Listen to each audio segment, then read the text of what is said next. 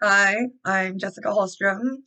Mrs. Sherman asked me to send a video about my work and everything that I'm doing in the credential program and answer a few questions. So, just a little background knowledge. I came from West Hills. I graduated, I want to say 3 years ago now, and then went to Fresno State. And now I'm in the credential program in the very last semester of and I'm doing my student teaching. All the student teaching I'm doing is virtual through Zoom. I'm over at Redwood High School and I love it. It's really great. I'm working with 10th graders and, just building those connections is a lot of fun. So, yeah. One of the questions that Ms. Sherman asked is, what has been your biggest accomplishment in your educational journey so far? I would say that the biggest accomplishment that I personally have is my English portfolio. In order to get into the credential program for English students, anyways, you had to create a portfolio and pass the portfolio exam. What it does is showcases the best work that you've done throughout your educational career. So don't throw away your English papers because you need them in the long run if you're going to be an English teacher, anyways. And then one of the things that I decided to do was break from the curve and um, go a different route with my English portfolio. So instead of typing every single thing out for my portfolio, because you have to do reviews and reflections on everything you write, and you're giving 8 different essays, I chose pieces of literature that I wrote on, like comic books.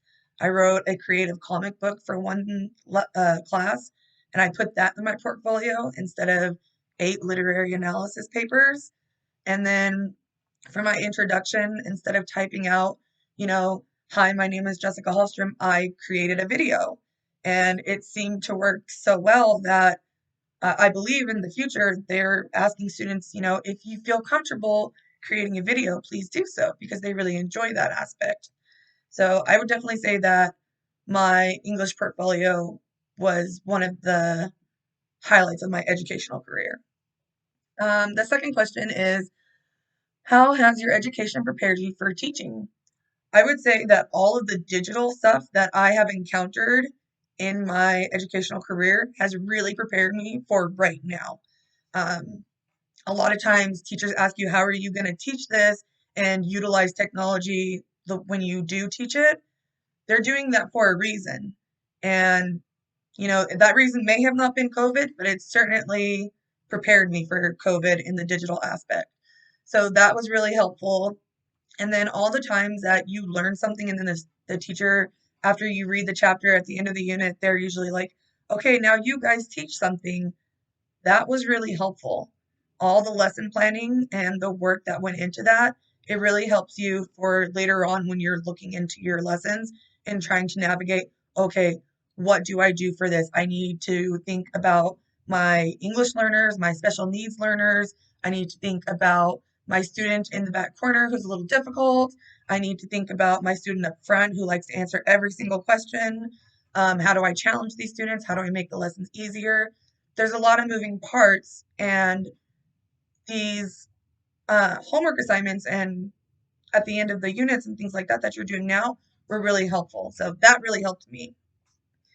The third question, what is the best part of your job? There's a lot of things. I really like connecting with my students. That's number one for sure. Um, just getting to know them and having those conversations, getting their insight to things, because I really like the age group that I work with too. So that's a big part of it is I get along well with those students. There's respect, mutual respect going both ways. And, we, it really helps the classroom climate too, just making sure that everyone in there has respect for one another. The conversations flow nicely. So I really like that. And then another part of my job that I'm absolutely in love with is the lesson planning, because when I create a lesson plan, I think about what do I want my students to learn academically, and then I also think about what do I want my students to learn, globally. How can I help them be a better human being in general based off this lesson. So you're always thinking about these different moving parts, and then when they're working through those lesson plans, it it's great. It feels really good. It's like, wow, this is working. They're making these connections. They're, you know, saying things that, make your heart feel good, make your teacher heart feel good. And then lastly, I would say the grading. It's also the worst part of my job, but it confirms that what I'm doing is correct. It helps me know that the way I'm teaching and how like the students are engaging with what I'm giving them is working because they're doing well on this. And sometimes they're not doing so well in certain aspects. And then I know, okay, I need to go back and I need to readdress this situation or this issue or whatever the lesson was because somewhere in there they didn't quite understand. So I'll do that. And then every once in a great while, you'll get a comment on an assignment that says something like, I really enjoyed this assignment. It got me to get to know myself a little bit better. And that feels great. So that would be the best part of my job is those little moments. So the last question is, what advice can you give our students? I would say the best advice I can give you is make time for everything. There's a lot of different things that you're going to be involved in when you get to the credential program or even when you get to Fresno State. And not only do you need to make time for your assignments, your lectures, your classes, you need to make time for yourself, for your family, and for the things that you like to do because it's all about, you know, being the best person you can be because if you're not at your best when you're teaching, you're not going to be the best teacher you can be.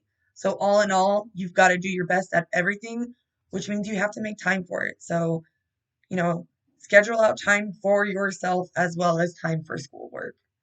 Uh, and yeah, don't be afraid of technology and change. That would also be a big one. Um, all the lessons I've had that are like incorporate technology have really helped. I can't stress that enough is technology is your friend in this world that we live in now. So yeah. Thank you for having me and bye.